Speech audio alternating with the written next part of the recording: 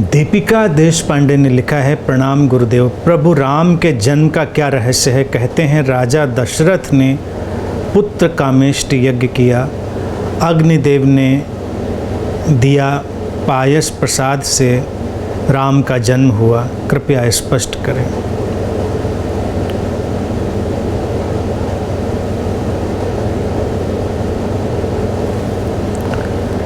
पहले के वक्त में देखिए, हमेशा जो बच्चे हैं कहीं खीर खा के पैदा हो रहे हैं, कहीं सेब खा के पैदा हो रहे हैं, तो कहीं कुछ। तो ये जो बातें हैं ये पुराने साहित्य में बहुत मिलेंगी। यज्ञों से, आशीर्वादों से और ये प्रसादों से तो बच्चे नहीं पैदा होते, लेकिन ये कहानी है कुछ कहने के लिए, कुछ समझाने के लिए। वो इसलिए नहीं कही जा रही है बात कि उसमें कुछ ऐसा रहस्य छुपा है। पुत्र कामेष्टि यज्ञ ये तो हर जगह होता है। आप देखिए, बुद्ध के जीवन में जाएं तो वहाँ भी उनके पिताजी भी पुत्र कामेष्टि यज्ञ करते हैं, और पुत्र कामेष्टि यज्ञ के बाद बुद्ध का जन्म होता है। ये वर्णन अलग अलग रूपों में, अलग अलग जगहों पर अलग अलग तरह से मिलेगा।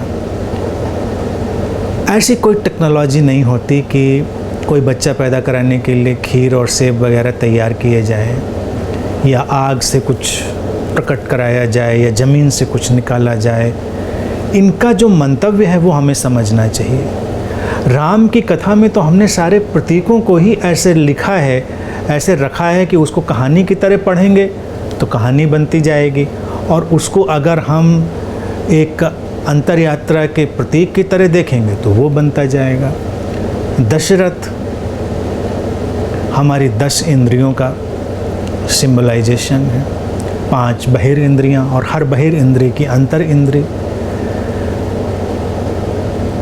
तो इंद्रियों के माध्यम से ही उस संभावना को जन्म दिया जा सकता है जो राम है। राम हमारे इस शरीर और मन के भीतर छिपी हुई हमारी उस चेतना की संभावना ही है। वो है तो प्रकट, छुपी हुई है।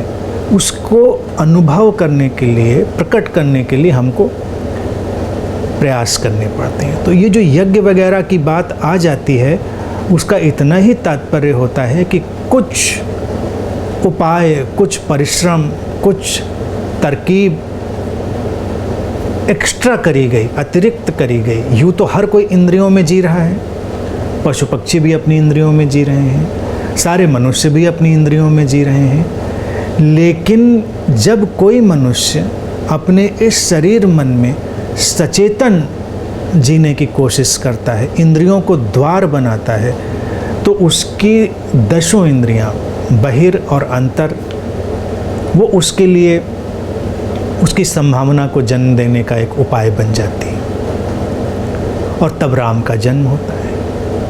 वो राम तो हम सब के भीतर है, और हमको अपने इंद्रियों के नियोजन से, इंद्रियों के माध्यम से किए गए यज्ञ से ही उनको लाना है। अब यज्ञ देखिए, यज्ञ क्या है? यज्ञ कोई कर्मकांड नहीं है कि आपने कुछ अग्नि प्रज्वलित की, उसमें कुछ हवन सामग्री डाली या कुछ और किया। उस सारी प्रक्रिया का जो एक्सटर्नल डिपिक्शन है, बाहरी जो अभिव्यक्ति है, वो भी हमारे इंटरनल एटीट्यूड का, आंतरिक जो हमारा तरीका होना चाहिए, उसका ही सिंबलाइजेशन है। अग्नि को प्रज्वलित करना यानी कि अपने भीतर उत्ताप को बढ़ाइए, अपने भीतर जो ठंडापन है उसको ख़त्म करिए, अपने भीतर के उत्ताप को बढ़ाइए। वही तप होगा, वही यज्ञ होगा। और उस उत्ताप से, और उत्ताप कैसे बढ़ेगा? अग्नि क्या करती है? अग्नि है शुद्ध होने की प्रक्रिया, आसार को जलाने की प्रक्रिया, जीवन में डिसइल्यूजनमेंट का प्रोसेस। जो ये जीवन है इसको देखकर धीरे धीरे जागते चले जाने की प्रक्रिया। ये जो सारी चीज़ें हैं ये यज्ञ में बदलेंगी। और जब ये हमारी 5 बहिर और 5 अंतर इंद्रियां उस यज्ञ में संलग्न होंगी तो राम का जन्म होगा। फिर वो राम की लीला होगी। कैसी लीला होगी कोई नहीं जानता। एक लीला तो हमने कथा में लिख दी मोटी मोटी इशारे की तौर से, लेकिन उसी से मिलती जुलती तमाम किस्म की लीला व्यक्ति के भीतर होगी।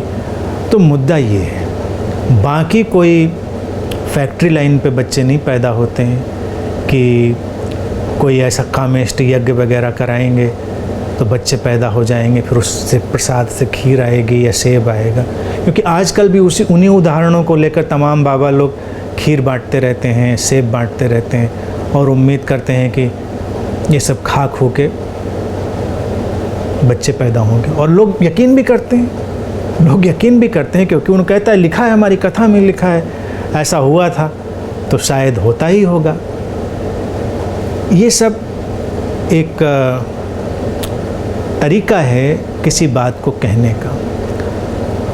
कबीरदास जिसको कहते हैं ना, सार सार को गहलो और थोथे को उड़ा दो। जो असार है उसको उड़ा दीजिए, कथा से सार को निकालिए, और जो कथा में भी हम पिरोते हैं उसके डेकोरेशन के लिए उस असार को हटा दीजिए।